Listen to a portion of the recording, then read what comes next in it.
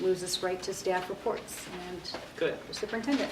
I guess I should begin by saying if this, to our viewers, feels like a perfunctory meeting, it's not because 3 of our members are not here tonight. We're just at a point in the year where we're between big agenda items, and our main purpose in meeting is actually to fulfill some state requirements that relate to personnel and business consent items that the board has to vote on that don't require discussion. They're pretty routine, but probably good for the community to know there are literally hundreds of regulations that require the board to vote on details.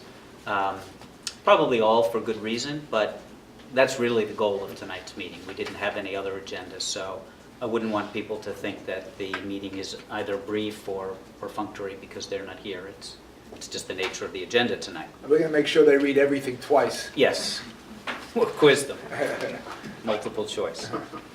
You know, I just realized something. I don't mean to interrupt you, but Yep. you know, we approved the agenda, but we had 3 things we were adding on to exec. Do we need to reapprove? Can we agenda? modify the agenda at the end when we summarize? Okay. You know, at the end you say what we're going to cover? Okay.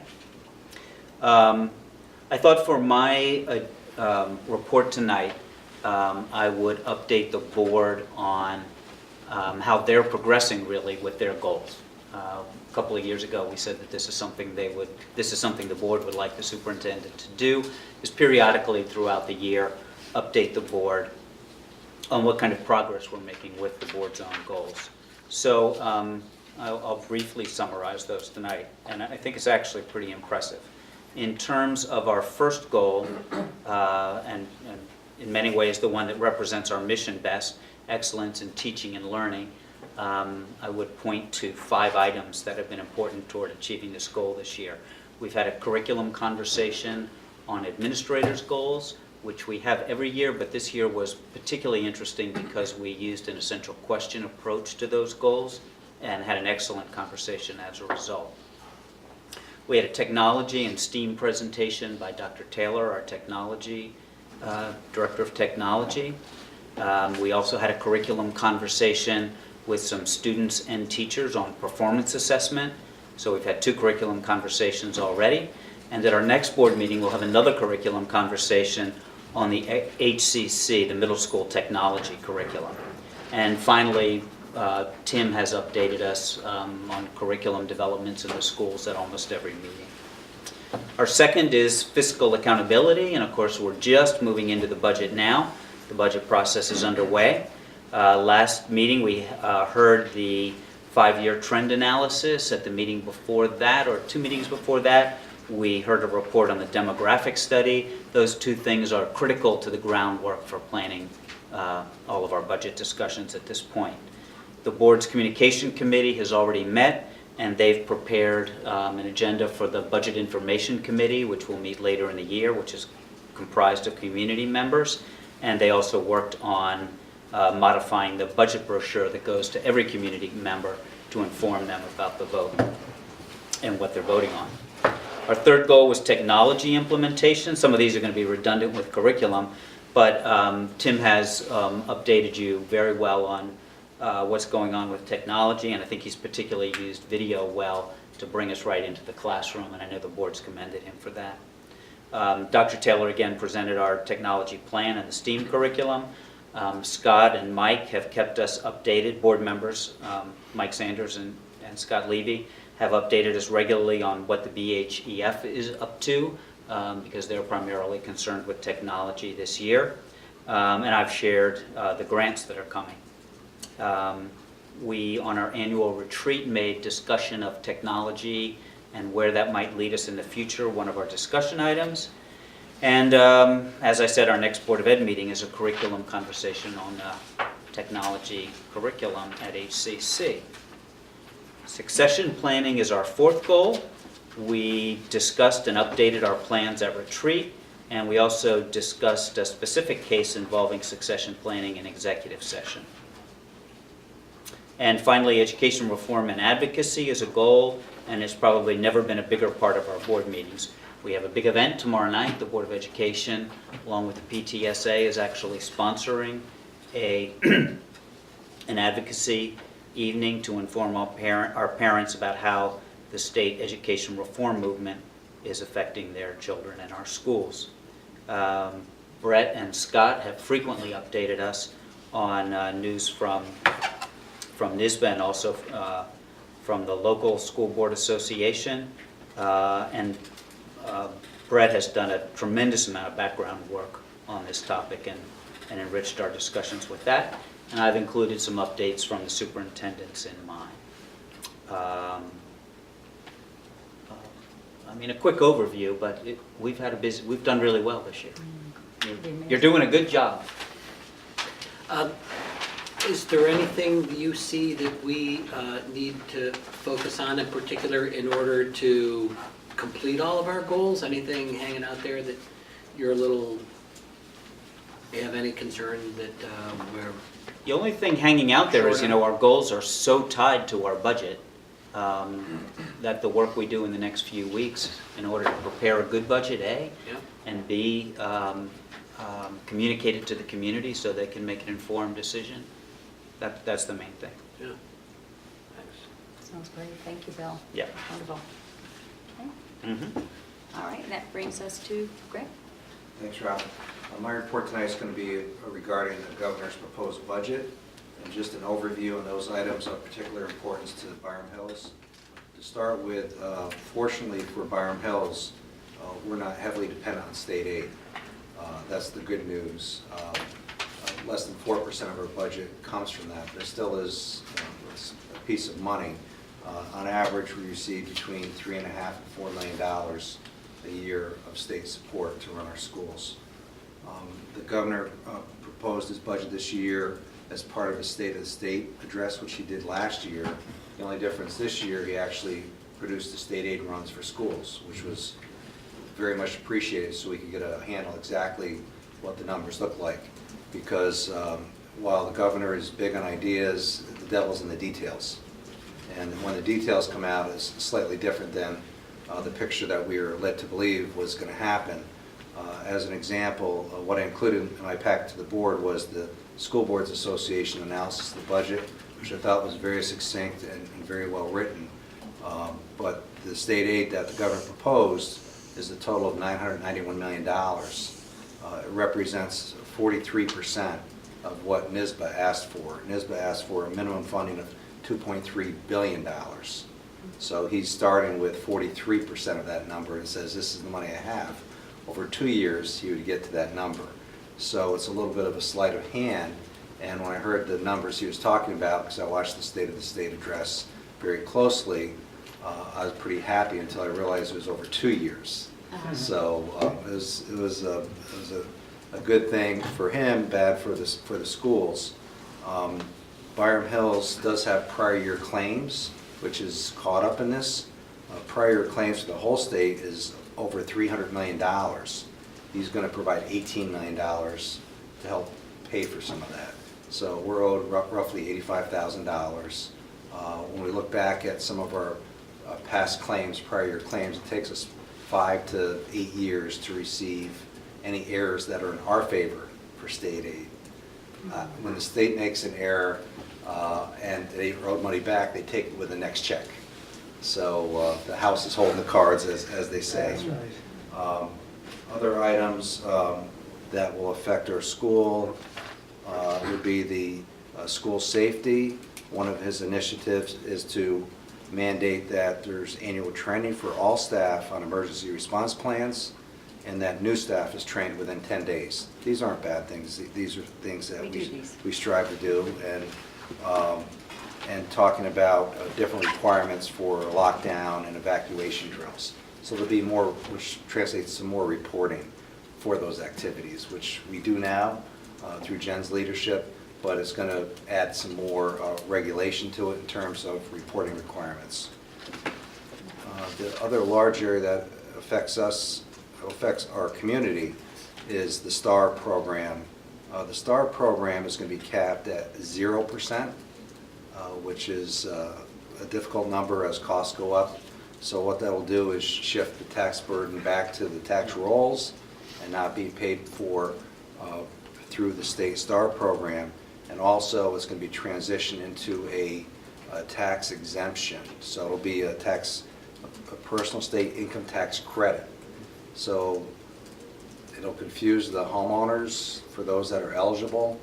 It'll also change the timing of when we receive the monies, because it'll come through our tax levy now, which we get in two pieces versus through the STAR reimbursement. Not a big item, but still will be a difference, and it might create some confusion on the community's part. In terms of Byram Hills, the state aid that's being proposed by the governor, it's changing by a whopping $43,000 or 1.1% increase, so it is an increase. One of the bigger components is the gap elimination adjustment, which you've heard so much about in the last few years. We're going to receive a 30% reduction in what they take back from us. It's always hard to explain. Last year, the state kept $320,000 approximately of the aid that we were due. This next year, they'll keep $224,000 of the aid that we're due. And when this gap elimination is restored, we're not going to be waiting for a check. It just means that this reduction each year, what we should be getting, will become smaller and smaller, and eventually we'll be getting what we're owed for that year, not all the years the money was taken from us. The governor was very proud of the $5 billion that he has in his fund balance, but that is truly the school district's money that he's so proud of retaining and spooling it back very, very slowly. So there's a little underhanded, I thought, in terms of mentioning that I have got this money and we're in better shape than ever, but we're still not going to give all the schools back. There are some schools that will be without a gap elimination at all, any kind of reduction in the rate, but I believe there's about 70 of those schools statewide. They're ones that you would hope wouldn't have any reductions, that are heavily dependent on state aid and are very impoverished schools. So we're disappointed to hear that everything we'd heard coming up to this was gap would be gone, we'd be made whole in terms of no more reductions, but that's not the case, unfortunately. And we know that this process is a negotiation and it's just starting, so this was the first piece of that process, and I'll keep the board informed as that changes. And you'll see it too. It'll make all the press, but I'll make sure it's formally reported. Can I ask Sure. a question on that? So the state owes us like $320,000 in total. If they were to give it all back to us, would that have an impact on next year's budget? Would we be able to factor that in, and what would that do to the tax cap? For where we are in the budget development, which we all know is still preliminary. Right. Bill and I have had a few discussions to start with, but there are some initiatives that we'd like to do here, which it would make those a lot easier to find funding sources for. Yeah.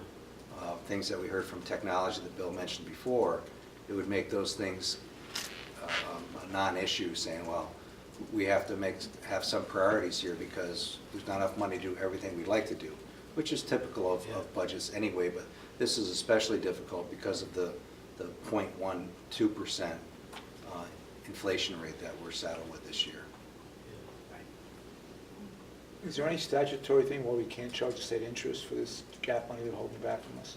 Has anybody tried that? Be a good legal argument. Seriously? But, Well, why don't we no withhold one's interest? ever Why don't we challenged withhold that. interest on this money? That'd be interesting. I think everybody's just hoping they stop taking it. I don't think anybody's even talking about What getting sort of it. daily rate are you going to use of interest for that? New York State statutory rate, 9%. Yeah, the state has no problem charging that to us when we 9%, borrow. statutory rate. To be a good NISBA resolution. I'm not sure it's ever been described as a borrow. It's certainly an unjustified taking. It's a taking. I think we should charge them interest. I like the idea. I think in terms of putting this in perspective, our community I really do. in general, I think, feels like the school district manages its money well. If nothing else, we're one of a handful of districts that have a AAA rating in the state. But when you talk about, a $43,000 increase in state aid, considering how much taxes come from here, And when you consider that since 2008, the past 8 years, we've bragged about not cutting programs, and you think about how much the world has changed in the last 8 years, there is a point at which it becomes more and more difficult to keep up. And we want to remain one of the most competitive districts in the state. So these are really challenging numbers. These are really challenging numbers.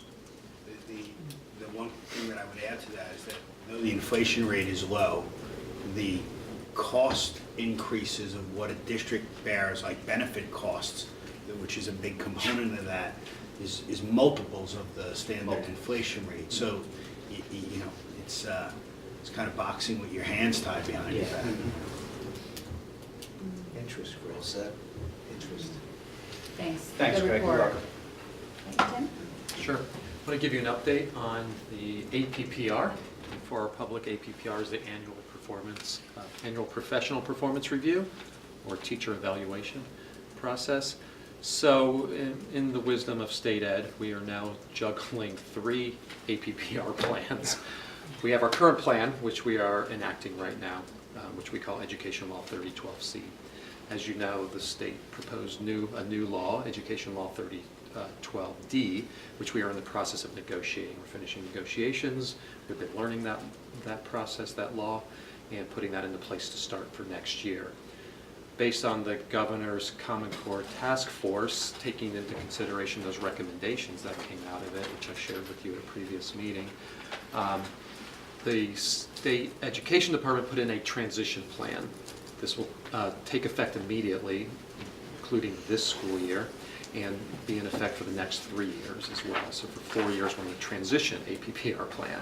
We just got guidance on it a week and a half ago. So we just got guidance from state ed. I've been putting that together, and now I feel like we have all the information we need to finalize next year's 3012D as well as the transition plan. So I'll give you just the 3 bullet points, which I think are the highlights from the transition plan. We cannot use in teacher evaluations the 3 through 8 math or ELA tests or the 9 through 12 growth score. So for teacher or principal evaluations, cannot use those. Until 2019. For those teachers who would use those scores and get a growth score from the state, we have to develop alternate SLOs. SLOs is student learning objectives, which is for those teachers who don't have state tests. So we have to develop those and figure out the rules around all of those SLOs. However, we still need to report both scores to state ed. They're still going to give growth scores to teachers and principals based on the tests. They won't count, so they're sort of the fake scores for 4 years. So we will report those to state ed in addition to what they're calling the transition score. So we actually will be keeping 2 scores for some teachers. But not really doing anything with them, just, They're advisory, Okay. apparently. So they're to advise us over during this transition period, while the state figures out, they do a review of the Common Core standards, K-12 and ELA and math, and while they take a look at the state tests again and better align those tests with the learning goals. So while the state goes through that, they will not count the tests, although they will give scores. They will be available to the public like in the past, but they won't count. in the meantime, we still do what we do to evaluate our teachers anyway for. We 10 still years. do everything else. Yeah, We still do all the everything good else stuff that we do, Right. which is a very rich, robust teacher evaluation plan. We still do observations, and we are finalizing the new observation process, which did change a little bit in the new law, and I'll go over all of that once we finalize our plan with you. We have lots of things in place that we think are really good that aren't even part of the state system, which are great feedback mechanisms for teachers and opportunities for ongoing professional learning and supervision by administrators. So we have a really strong plan in place, but we do have to comply with the current regulations. So what's the time frame to come up with the SLOs? We have to submit everything to the state by July 1st of this year. Do we And have things that? We're that working reviews on that it. we I've been can- meeting during January. And remember, we haven't had guidance on this in the fall. They said guidance would be forthcoming. Right. That's when the transition plan came out. Just literally received this information less than 2 weeks ago. Right.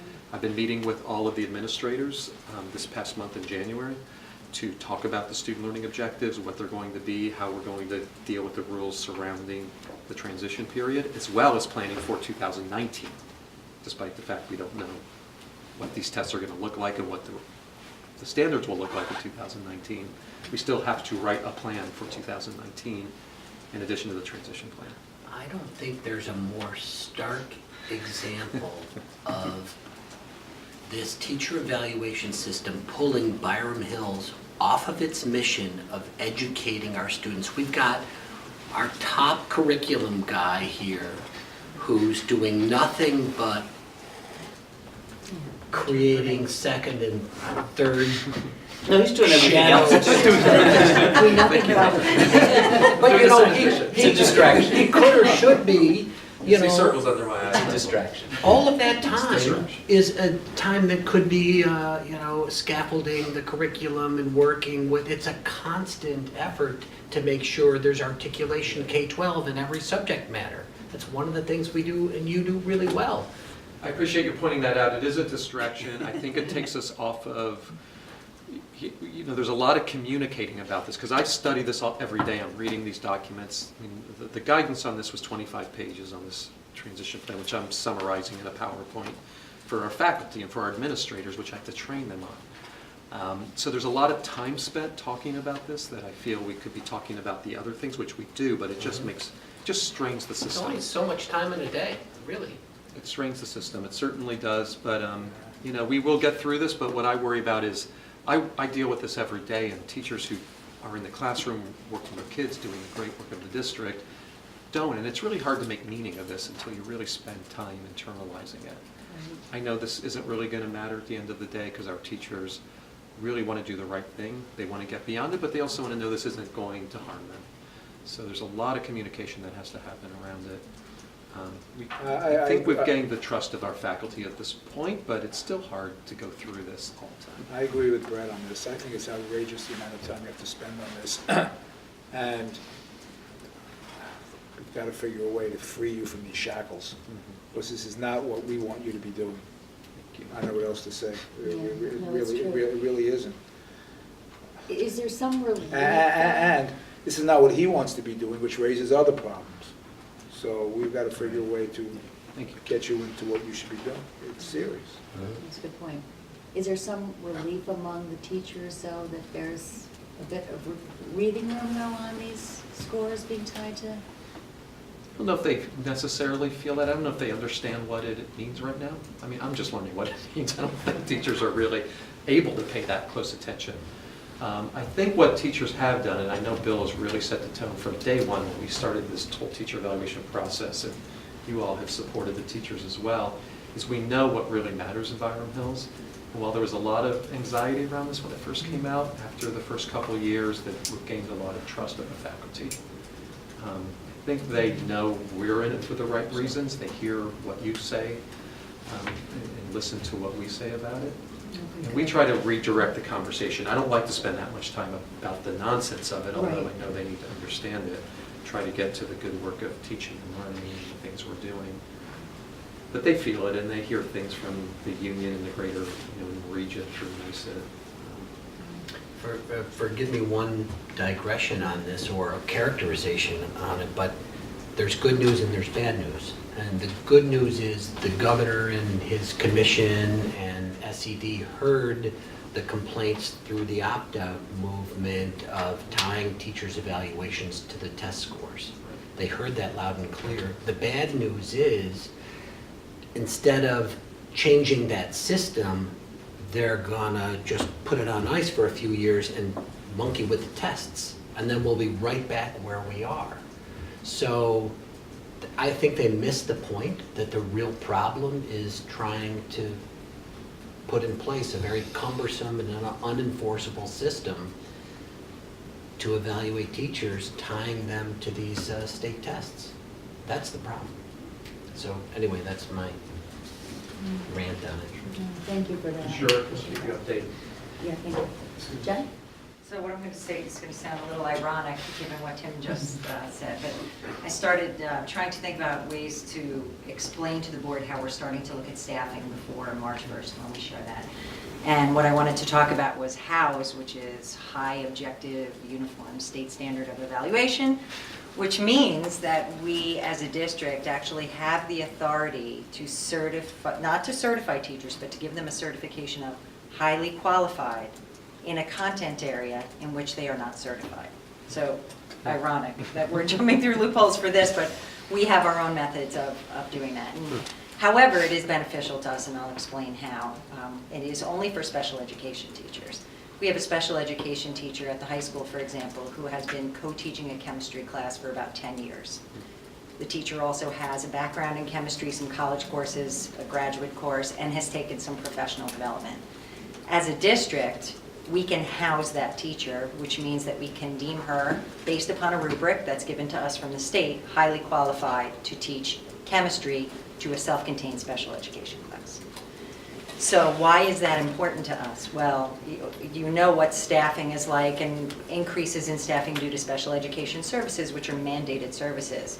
It really provides us a lot of flexibility in finding very highly qualified people who are not certified to be working in these courses. Now, the example that I explained is exactly what we have here. People who have been doing this for 10 years or longer, who have the background and who have also been taking coursework in professional development since then.